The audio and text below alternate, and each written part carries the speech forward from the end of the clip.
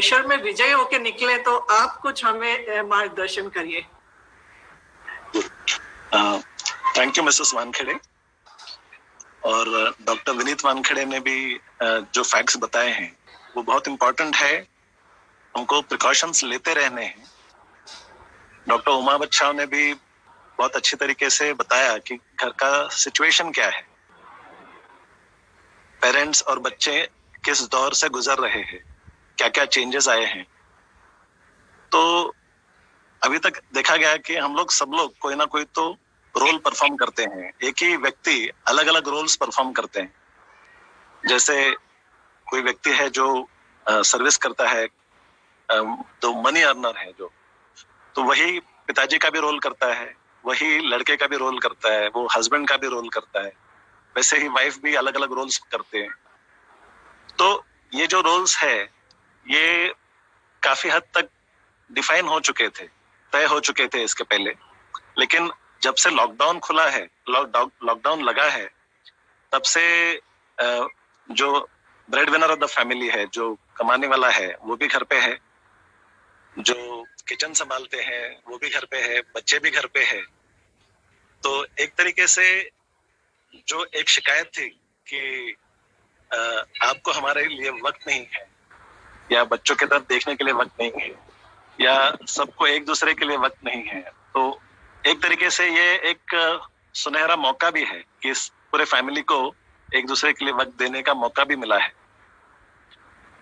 तो इस मौके का तो हम लोग फायदा उठा रहे हैं। लेकिन साथ साथ क्या हो रहा है कि ऐसे बहुत सारे फोन आते हैं हमको, पेशेंट्स फोन करते हैं जो अलग अलग वजह से स्ट्रेस में आ रहे हैं। तो वो बताते हैं कि जैसे घर में सब लोग एक साथ रहने की वजह से भी कुछ प्रॉब्लम्स आने लगे। जैसे फॉर एग्जांपल मुझे एक फोन आया था जिन्होंने बताया, शेयर किया अपना प्रॉब्लम कि पहले हस्बैंड घर पे नहीं रहते थे, वो 7-8 घंटे बाहर जाते थे, अब दिन भर घर पे रहते हैं, तो इंटरेक्शन बढ़ गया है। तो जो जिस तरीके से पहले घर चलता था, तो उसमें अभी वो सुझाव देने लगे हैं कि ऐसा करना चाहिए, वैसा करना चाहिए। तो एक तरीके से उसके ऊपर डिस्कशन बढ़ने लगा है। तो कभी कभी टकराव भी होता है, मतभेद भी हो जाता है। तो उसकी वजह से भी कभी कभी घर का माहौल बिगड़ता है। एक तो सभी को ये माहौल नया है, तो घर में रह रहे के भी लोग परेशान हो रहे हैं, बोर हो रहे हैं, फ्रस्ट्रेट हो रहे हैं। तो थोड़ा चिड़चिड़ापन भी आ गया है, पेशेंस कम हो गया है। और इसी में छोटी छोटी बातों से अगर मतभेद होता है या टकराव होता है तो घर की शांति बिगड़ जाती है। और अभी जो भी हो रहा है वो बच्चों के सामने हो रहा है, क्योंकि बच्चे भी आजकल घर पे हैं, बाहर खेलने भी नहीं जा रहे हैं।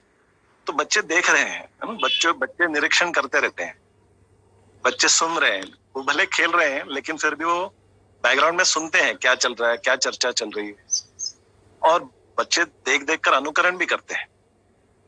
तो बच्चे बहुत सारी चीजें का ग्रहण करते हैं, और उनकी जो बाल बुद्धि है, बाल बुद्धि के अनुसार वो उसमें से कुछ ना कुछ मतलब निकालते हैं या कुछ ना कुछ सीखते हैं।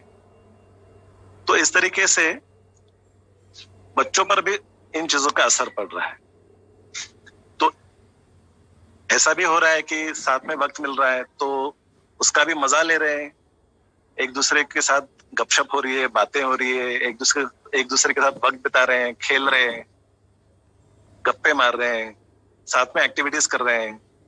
तो जैसे जो हस्बैंड है वो भी किचन में कुछ प्रयोग कर रहे हैं, बच्चे भी कुकिंग सीख रहे हैं, अलग अलग गेम्स खेल रहे हैं, नए नए गेम्स इन्वेंट कर रहे हैं। तो इसके साथ साथ कभी कभी जैसे बोलते हैं ना कि बर्तन से बर्तन लगने से आवाज होती है, तो उस तरह के प्रॉब्लम्स भी आ रहे हैं। तो दोनों तरीके से चीजें हो रही है। तो ऐसे सिचुएशन में हम ये जो इससे होने वाला जो स्ट्रेस है, अगर हम लोग सही तरीके से हैंडल कर पाए तो खुशियां रहेगी घर में और रिश्ते और मजबूत बनेंगे। तो ये एक बहुत बड़ा मौका है कि रिश्तों को और मजबूत बनाने का। तो उसके लिए क्या क्या कर सकते हैं वो थोड़े शॉर्ट में देखते हैं हम। तो जैसा माहौल बन रहा है तो वो माहौल ही हमको कुछ बातें सिखा रहा है।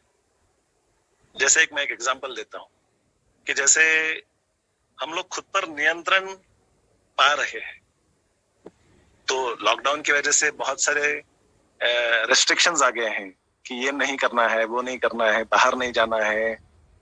तो एक तरीके से हम लोग अपने आप पर नियंत्रण करना भी सीख रहे हैं, डायरेक्टली इनडायरेक्टली।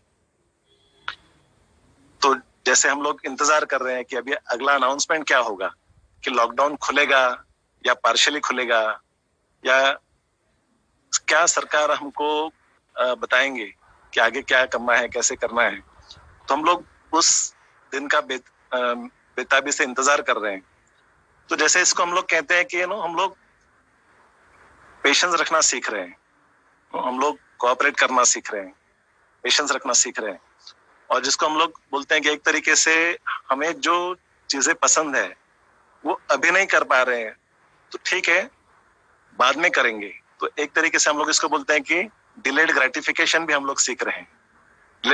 डिलेड ग्रेटिफिकेशन का मतलब क्या है कि जो चीज हमें पसंद है वो हम तुरंत करना चाहते हैं, लेकिन कभी कभी हमको समझदारी से काम लेना पड़ता है और कभी कभी हमको मन बनाना पड़ता है कि ठीक है, अभी नहीं, इसको बाद में करेंगे। तो इस चीज को डिलेड ग्रेटिफिकेशन बोलते हैं। तो ये जो एक क्वालिटी है कि पेशेंस रखना है, संयम रखना है, तो ये क्वालिटीज भी डेवलप करने का ये बहुत सुनहरा मौका है। एक प्रयोग किया गया था, जैसे कुछ बच्चों को, 4-5 बच्चों को साथ में बिठाकर ये बताया गया था कि आपको हम मिठाई देने वाले हैं। तो अगर आपको मिठाई चाहिए तो अभी चाहिए तो आपको 1 मिठाई मिलेगी, और अगर आपको 3 घंटे बाद अगर चाहिए तो आपको एक साथ 2 मिठाई मिल सकती है। तो ये जो प्रयोग किया था, तो इसमें देखा गया कि कुछ बच्चों ने तुरंत 1 मिठाई ले ली और कुछ बच्चों ने संयम रखा कि उन्होंने सोचा कि थोड़ा रुक लेते हैं तो 2 मिठाई मिलेंगी, डबल मिठाई मिलेगी। तो ऐसे बच्चों का ये जो प्रयोग किया था, तो इनके ऊपर सालों सालों तक स्टडी हुआ और ये देखा गया कि जो बच्चे धीरज रख पाए थे, जो बच्चे पेशेंस रख पाए थे, वो आगे चल के जिंदगी में ज्यादा सफल बने। तो इसी स्टडी के आधार पर एक थियरी बताई गई थी जिसको बोलते हैं इमोशनल इंटेलिजेंस। तो इमोशनल इंटेलिजेंस जिसको ज्यादा है तो वो लाइफ में ज्यादा सक्सेसफुल बनते हैं, ऐसा देखा गया है। तो एक तरीके से ये मौका है हमें ये कुछ स्किल्स डेवलप करने का, पेशेंस डेवलप करने का, कोऑपरेट करने को सीखने का, नए नए स्किल्स डेवलप करने का। तो ये बहुत सुनहरा मौका है, तो इसका पूरा पूरा फायदा हम सब लोगों ने उठाना चाहिए। तो इस वजह से क्या हो रहा है कि हमारी जिंदगी जो सिंपल थी, तो उसमें नए नए स्किल्स डेवलप करने की वजह से और 4 चांद लग रहे हैं, तो जिंदगी और बेहतर बन रही है, ऐसा कह सकते हैं।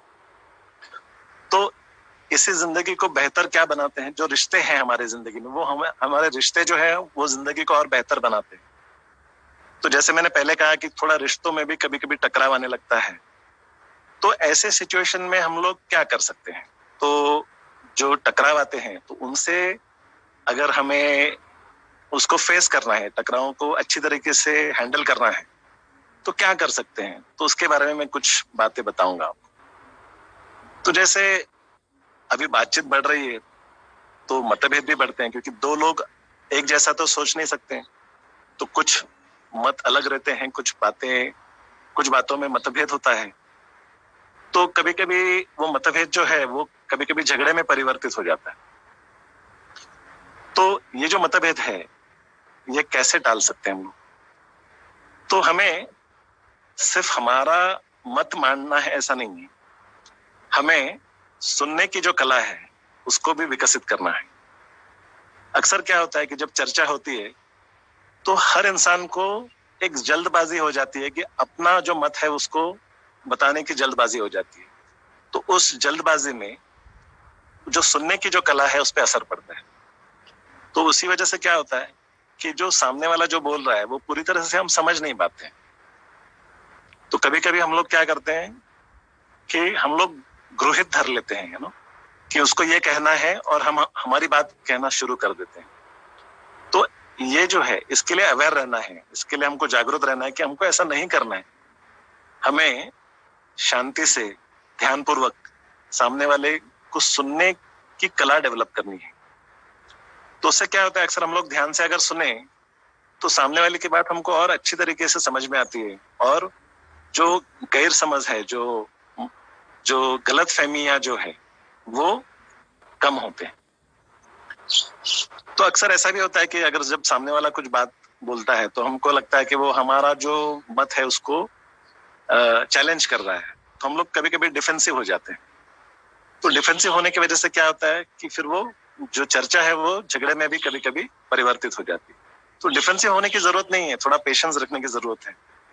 और वैसे ही अगर आप पेशेंटली किसी का सुनेंगे तो जब उनकी बात पूरी हो जाती है तो वो भी उस स्थिति में आ जाते हैं कि वो भी आपकी बात पेशेंटली सुन सके। तो ऐसे चर्चों में कभी कभी क्या होता है कि जब चर्चा बिगड़ जाती है तो एक दूसरे को ब्लेम करना शुरू कर देते हैं। तो वो ब्लेम करना जो है उसको अवॉइड करना है, क्योंकि ब्लेम करने से सामने वाले आदमी को बुरा लगता है, और जब उसको बुरा लगता है तो फिर वो भी कभी कभी डिफेंसिव हो जाता है, तो वो आपकी गलतियां निकाल के आपको ब्लेम करने लगता है। तो इस वजह से भी चर्चा बिगड़ती है। तो इसके लिए भी एक आसान तरीका है, मैं आपको एक सिंपल ट्रिक बताता हूँ कि जैसे कुछ वाक्य जो रहते हैं वो यू या यू स्टेटमेंट्स रहते हैं, और कुछ वाक्य जो रहते हैं वो आई स्टेटमेंट्स रहते हैं। जैसे फॉर एग्जाम्पल कुछ वाक्य जो होते हैं वो शुरू होते हैं आपसे या तुमसे, और कुछ वाक्य जो होते हैं जो शुरू होते हैं कि मुझसे। तो एक उदाहरण लेते हैं कि अगर ऐसा कहा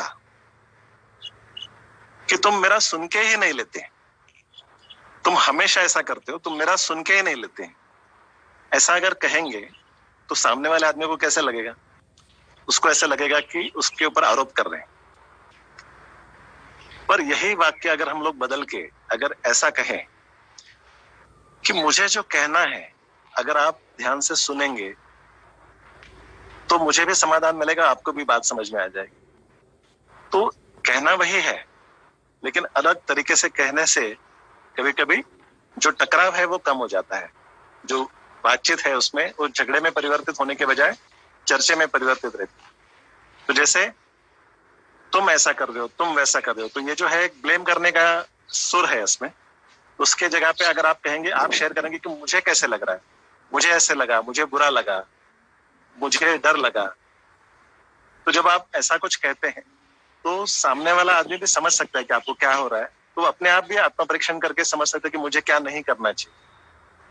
तो इस तरीके से छोटे छोटे बदलाव अगर हम करेंगे चर्चा में तो भी चर्चा अच्छी हो सकती है। और अगर आपको ऐसा लगे कि आपकी चर्चा हो रही है और आप भावनिक होते जा रहे हैं, या आपको गुस्सा आने लगा है, या आपको डर लगने लगा, या आपको उदासी आने लगी, तो अगर आप ये पहचान सकें कि आपका मूड बदल रहा है, आपकी भावनाएं आपके ऊपर हावी हो रही है, तो ऐसे समय पे अगर चर्चा करते रहे तो वो चर्चा बिगड़ने के चांसेस ज्यादा रहते हैं। तो आपको अपनी भावनाओं को पहचानना सीखना है।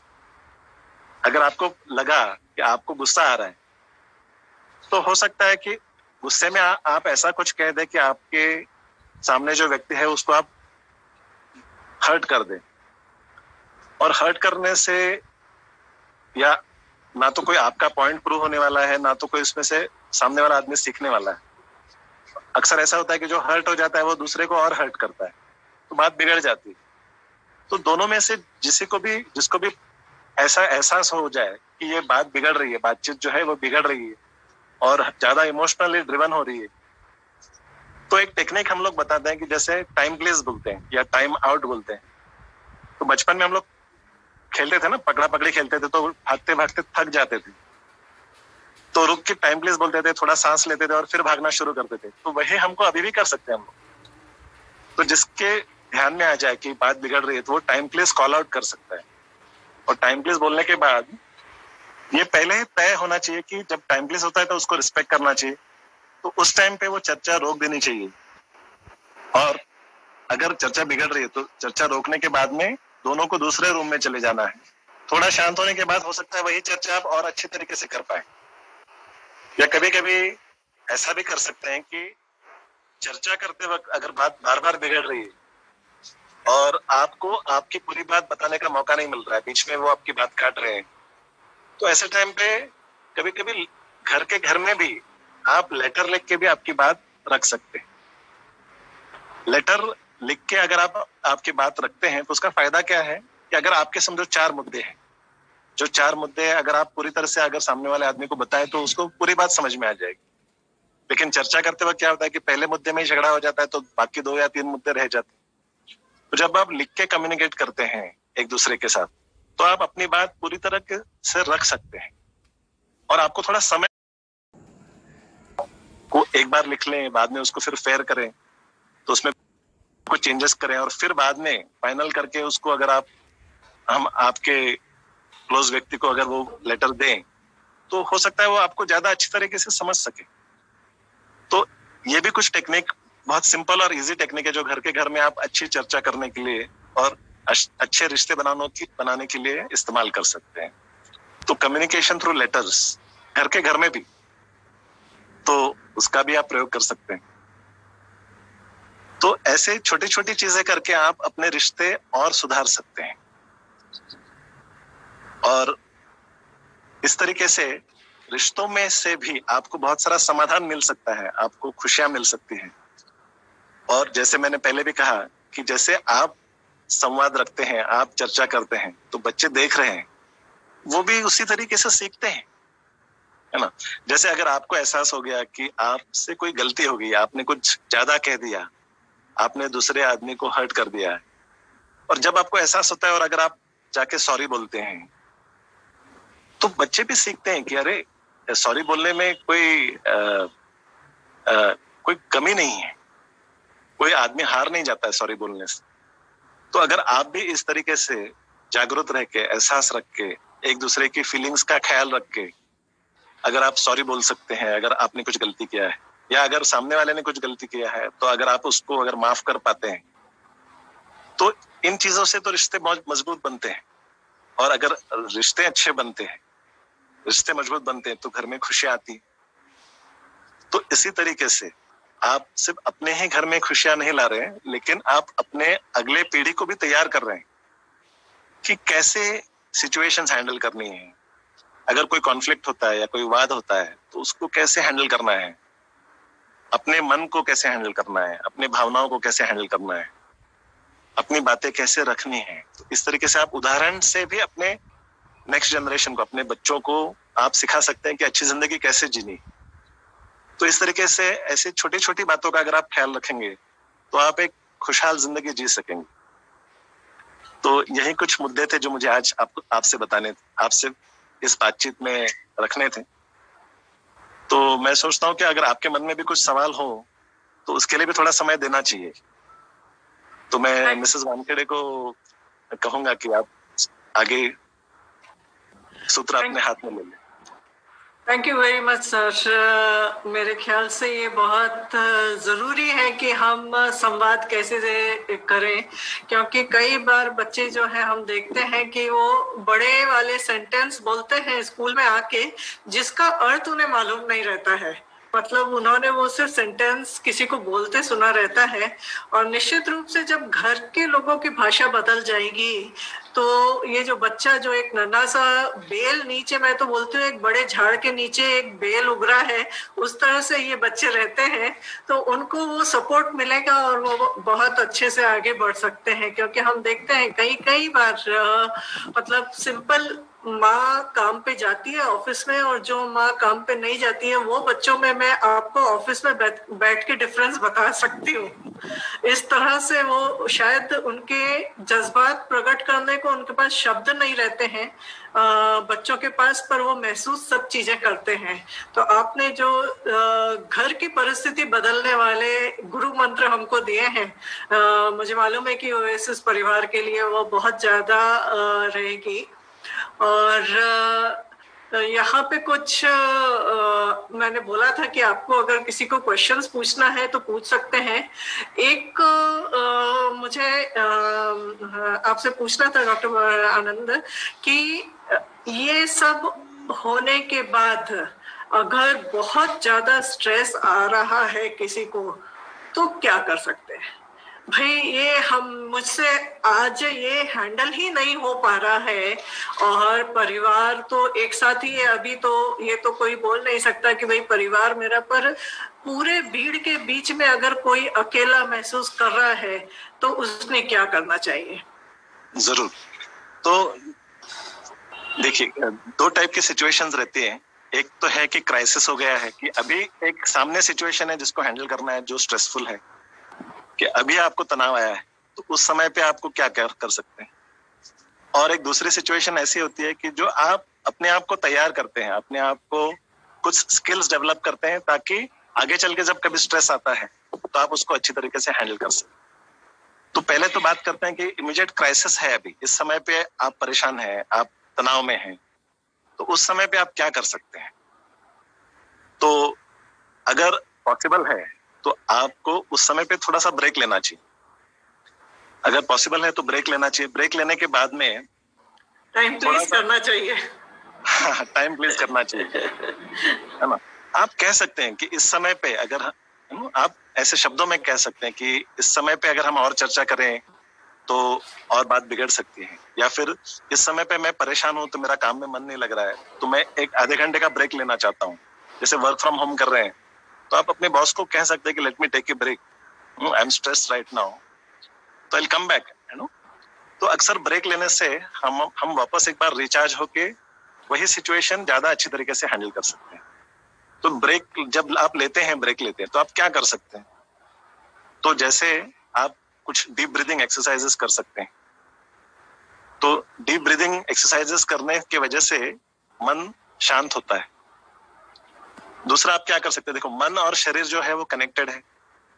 तो अगर मन हैंडल नहीं हो रहा है आपसे, तो आप शरीर की मदद ले सकते हैं। जैसे हमने सांस की मदद ली, तो कभी कभी समझो स्ट्रेस आ गया है, या गुस्सा आ रहा है, या चिड़चिड़ हो रही है, या मन नहीं लग रहा है, तो उस समय पे अगर आप कोई फिजिकल एक्टिविटी करते हैं, जैसे अगर आपके घर में अगर ट्रेडमिल है तो आपने समझो 10 मिनट ट्रेडमिल पे आपने चल लिया, या आपने आपके घर में स्किपिंग रोप है, बच्चे होते हैं ना घर में जो स्किपिंग रोप यूज करते, तो डिप्स मारा, तो 10-12 डिप्स मार लिया, तो थोड़ा सा आपका मन का माहौल भी चेंज हो जाता है। तो आप फिजिकल एक्टिविटी करते हैं तो आपका मन का माहौल भी उससे बदलता है। जैसे एक एग्जांपल है कि आपको बहुत स्ट्रेस हो रहा है, आप परेशान हो रहे हैं, तो आपने समझो दोबारा नहा लिया, एक शावर ले लिया, दोबारा नहा लिया, तो फ्रेश होके आ गए, तो वो जो 10 मिनट मिल जाते हैं, ब्रेक मिलता है, तो उसमें भी माहौल बदलता है और आप नए तरीके से उसी सिचुएशन को ज्यादा अच्छी तरीके से फेस करने के मन की स्थिति में आ जाते। तो ये हो गया क्राइसिस कैसे हैंडल करेंगे। दूसरा है कि आपको पहले भी तो तैयारी करनी चाहिए, अपने आप को ऐसे बनाना है कि जिससे आप स्ट्रेस हैंडल करने के लिए और इक्विप्ड हो जाए। तो उसके लिए आप क्या कर सकते हैं, जैसे बोलते हैं ना कि प्यास लगने के बाद कुआं नहीं खोदना है, कुआं तो पहले खोदना पड़ेगा, है ना। तो हाँ, तो आपको पहले से तैयारी करनी पड़ेगी ऐसे सिचुएशंस के लिए जो स्ट्रेसफुल हो। तो जैसे आप रेगुलर एक्सरसाइज कर सकते हैं, योगा कर सकते हैं, जिम कर सकते हैं, डांस कर सकते हैं, जो भी एक्सरसाइज आपको पसंद है वो आप कर सकते हैं। फिर आप प्राणायाम कर सकते हैं, मेडिटेशन कर सकते हैं। तो सिंपल मेडिटेशन से वो आप कर सकते हैं, जैसे सांस की तरफ ध्यान दे सकते हैं, सांस अंदर आ रही है, सांस बाहर जा रही है, उसके तरफ ध्यान देने से भी थोड़ा मन एकाग्र हो जाता है। तो जो मन इधर उधर भागता है, विचलित होता है, तो उसको थोड़ा आराम मिल जाता है। तो ऐसी छोटी छोटी चीजें आप कर सकते हैं। तो जैसे आप दिन भर काम कर रहे हैं तो आपको ब्रेक लेना चाहिए, या आपको कुछ चेंज ऑफ वर्क भी करना चाहिए। जैसे कोई आपकी कोई हॉबी हो, थोड़ा सा समय अपने लिए, अपने हॉबी के लिए भी निकालना चाहिए। थोड़ा रीडिंग करना चाहिए, थोड़े अपने विचार लिखने चाहिए, थोड़ा एंटरटेनमेंट करना चाहिए, थोड़ा चर्चा करना चाहिए, थोड़ा समय अकेले के लिए, अकेले के साथ भी बिताना चाहिए। जैसे अभी आजकल लॉकडाउन के पीरियड में हम लोग बाहर नहीं जा पा रहे हैं, लेकिन हम लोग टेरेस पे तो जा सकते हैं। जैसे अभी मैं आज टेरेस पे रहकर आपसे बात कर रहा हूँ, तो इन दिनों में, इस महीने में मुझे रियलाइज हुआ कि टेरेस बहुत ब्यूटीफुल जगह है। बिल्डिंग की जो टेरेस है बहुत ब्यूटीफुल जगह है, वहां पे आप वॉक भी कर सकते हैं, आप थोड़ा चेंज के लिए भी आ सकते हैं, बढ़िया हवा रहती है तो फ्रेश होने के लिए। यहाँ पे सॉरी, एक अनवी गुप्ता करके हैं, उन्होंने हैंड रेस किया है, कुछ क्वेश्चंस पूछना चाहते हैं क्या आप?